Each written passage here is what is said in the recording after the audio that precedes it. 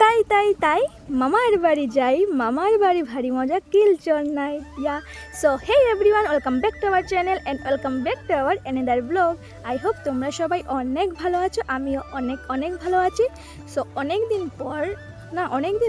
বছর পর, প্রায় 3 থেকে 4 বছর পর যাচ্ছি হচ্ছে মামার বাড়ি। অনেকটা খুশি কি বলবো, আর অনেকটা মজা লাগছে। এদিকে দিদি, জিজু, আমি, ভাই, আমরা 4 জন মিলে রওনা হলাম মামার বাড়ি। অ্যান্ড ট্রেন চড়তে আমার অনেক অনেক বেশি মজা লাগে, আর অনেক রকমের খাবার পাওয়া যায়, তার জন্য তো আরও বেশি ভালো লাগে। আর মামার বাড়ি যাওয়ার ফিলটা তো কুছ ওরই হে। তো চলো তোমরা দেখতে থাকো।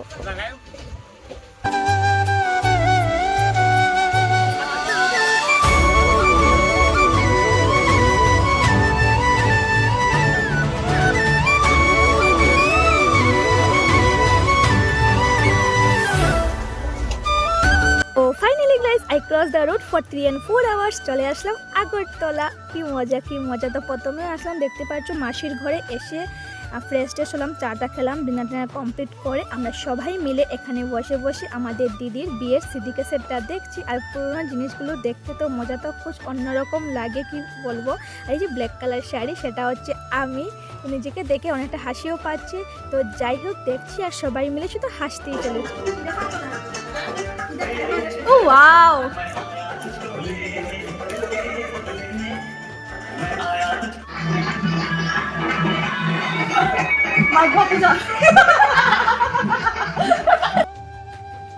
সো এটা হচ্ছে পরের দিন সকালবেলা। কাল রাত মানে আমরা দেখে অনেকটা রাত হয়েছে শুতে।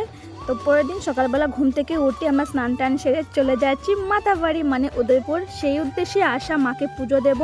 তো মাসির ঘর থেকে মাতাবাড়িটা বেশি দূর নয়, তার জন্য প্রথমে আমরা এসে মাসির বাড়িতে উঠলাম। আমরা ফুল টিম মিলে ছুটলাম মায়ের কাছে। তো তোমরা দেখতে থাকো।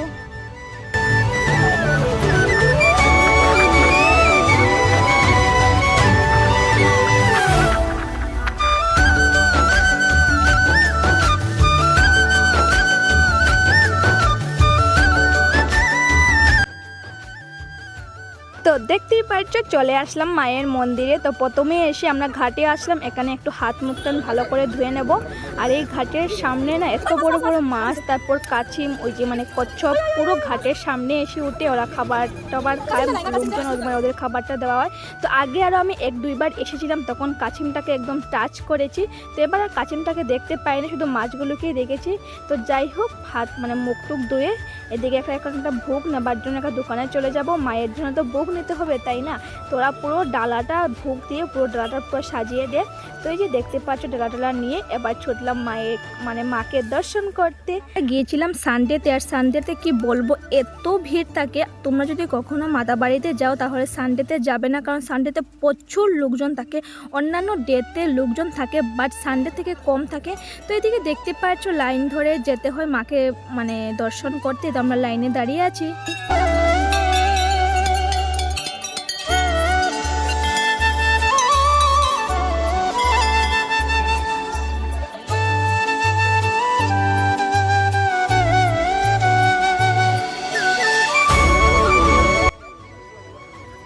সো আমাদের পুজোর ডান, খুবই সুন্দর মতো আমাদের পুজো হলো। দেন আমরা অনেকটা ফটো উঠে চলে গেলাম দই ফুচকা খেতে, একদম মন্দিরের পাশেই। এই যে দেখতে পাচ্ছ কি, এটা মা অঞ্জনা ফুচকা অ্যান্ড দই ফুচকা, খুবই টেস্ট, কি বলবো। সেখান থেকে আমরা সবাই মিলে দই ফুচকা খেলাম। দেন কিছু টুকটাক জিনিস কেনার জন্য সাইডের দোকানে একটু ঘুরছি। থ্যাংক ইউ বলে। তো এখান থেকে কিছু জিনিস কিনে আমরা সামনে একটা নিরামিষ হোটেল ছিল, সেখানে আমরা চলে গেছি, কারণ সকালে তো কিছু খাইনি, না খেয়ে মাকে পুজোটা দিয়েছি। তো এখানে হোটেলে এসে আমরা সবাই মিলে ভাত টাত খেলাম, খেয়ে বাস রওনা হলাম। এবার যাব হচ্ছে ভুবনেশ্বর মায়ের পুরনো স্থান।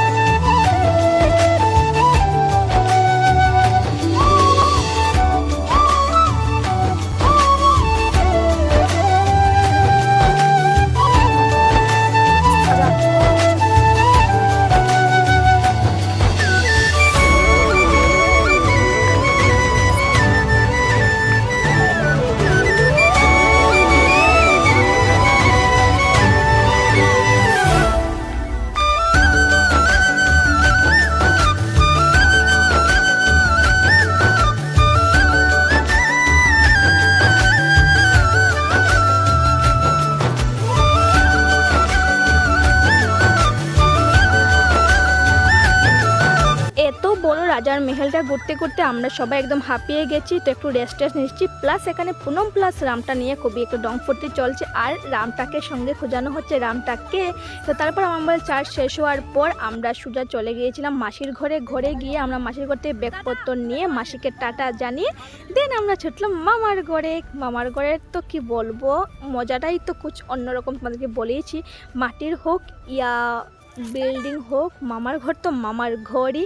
তো এদিকে দেখতে পাচ্ছ বাইরে আমাদেরকে স্টেশনে ড্রপ করে দিয়ে ওরা চলে গেছেন, আর আমরা ট্রেনে ছপ করে উঠে টপ করে চলে আসলাম বাসা। তো এই যে দেখতে পাচ্ছ চলে আসলাম, তারপর দিদার ঘরে মানে মামার ঘরে চলে গেলাম। গিয়ে এই যে দেখতে পাচ্ছ দাদাভাই একটু ডং ফুর্তি করছেন, আর মামি এখানে অনেক রকম খাবার পিঠাপুলি তৈরি করছেন, সেগুলো বসে বসে খাচ্ছি আমরা। কর কর না কর